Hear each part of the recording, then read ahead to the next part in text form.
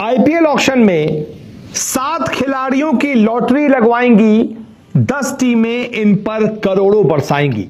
जी हां, इस बार जो आईपीएल ऑक्शन आने जा रहा है उसमें 7 ऐसे खिलाड़ी हैं जिन पर पैसों की बरसात होगी। वाकई लिटरली कहते हैं ना, पैसों की बारिश हो जाए, काश ऐसा हो जाए। इन पर पैसों की बारिश होने जा रही है क्योंकि टीमों को प्लेयर्स की दरकार है, ऑक्शन होना है और खिलाड़ी जो है वो बड़े कम हैं जो अच्छे खिलाड़ी हैं, जो वाकई डिजर्व करते हैं, जिनके लिए टीमों में लड़ाई होगी।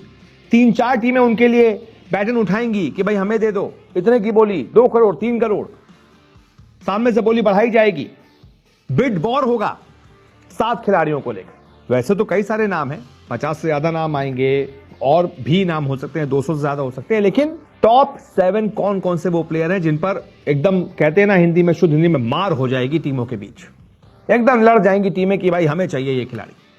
कौन कौन से खिलाड़ी हैं एक एक करके आपको ग्राफिक्स जरिए दिखाता हूं।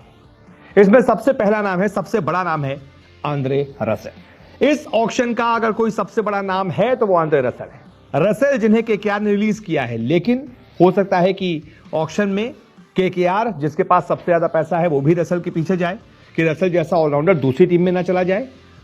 और या फिर हो सकता है कि 45 करोड़ के आसपास जिस सीएसके के आसपास है, सब ये कह रहे हैं कि भाई सीएसके लेना चाहती है आंद्रे रसेल को, इसीलिए उसने पथराना को रिलीज किया है।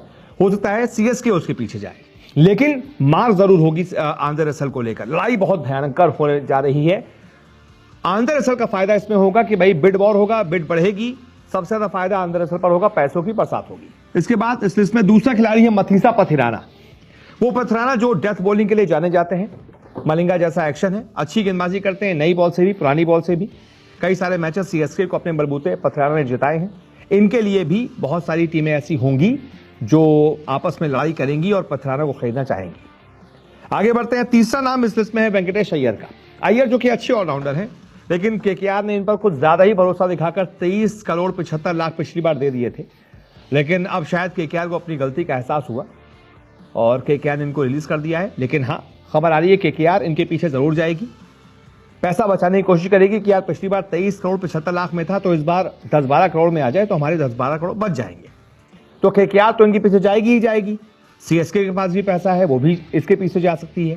तो फायदा क्या होगा? वेंकटेश अय्यर का फायदा होगा, 2-3 टीमें बोली लगाएंगी तो इनकी बोली बढ़ेगी। इसके बाद चौथा खिलाड़ी इस लिस्ट में है लियाम लिविंगस्टोन, जिन्हें आरसीबी ने रिलीज किया है। अच्छे ऑलराउंडर हैं, लेफ्ट हैंड बैट्समैन आता है तो ऑफ स्पिन फेंक लेते हैं, राइट हैंड बैट्समैन सामने आता है तो लेग स्पिन फेंक लेते हैं, ताबड़तोड़ बल्लेबाजी करते हैं, अच्छे बल्लेबाज हैं। पंजाब किंग्स में भी थे, आरसीबी में भी थे। बहुत ज्यादा ऐसे परफॉर्मेंसेस नहीं किए हैं जो बहुत याद रखे जाए, लेकिन फिर भी एक यूटिलिटी प्लेयर हैं और इनके पीछे बिड वॉर होगा, इनके पीछे लड़ी जाएगी।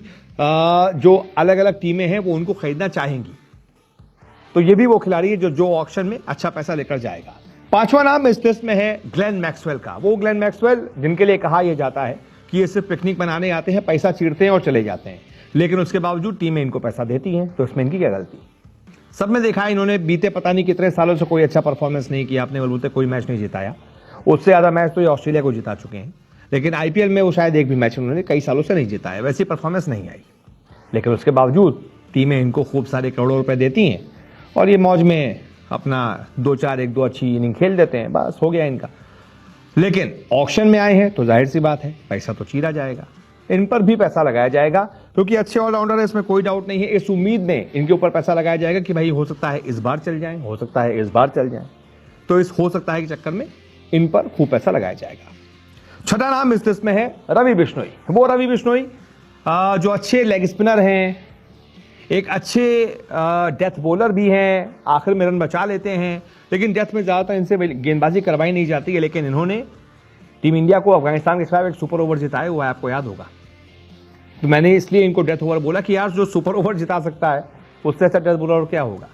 अच्छी गेंदबाजी करते हैं और मिडिल ओवर्स में भी अच्छी गेंदबाजी करते हैं, रन रोक कर रखते हैं, मारना इनको ज़्यादा आसान है नहीं।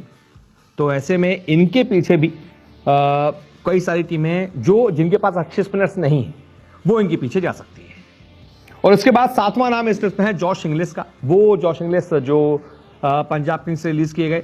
हालांकि अभी ये देखना होगा कि इनका खेलना कंफर्म है या नहीं, क्योंकि पंजाब ने शायद इसीलिए इनको रिलीज किया है कि शायद इनका खेलना कंफर्म नहीं है। लेकिन अगर इनका खेलना कंफर्म हो जाता है, ये ऑक्शन पूल में आते हैं और इनका नाम आता है, तो जाहिर सी बात है बहुत सारी ऐसी टीमें होंगी जो इनके पीछे दौड़ेंगी, इनके पीछे पैसा लगाएंगी, क्योंकि बहुत अच्छे मिडिल ऑर्डर के बैट्समैन हैं, बड़े तूफानी बल्लेबाज हैं, स्पिन भी अच्छी खेल लेते हैं, पेस भी अच्छा खेल लेते हैं, और इंडिया के ग्राउंड्स पर जैसे बहुत ज़्यादा आसानी से 200 रन बनते हैं T20 में, वहाँ पर ये किसी भी टीम को मैच जिता सकते हैं। तो ये वो 7 प्लेयर हैं जिनकी एक तरीके से लॉटरी इस IPL में लगने जा रही है। बहुत बहुत शुक्रिया इस रिपोर्ट को देखने के लिए।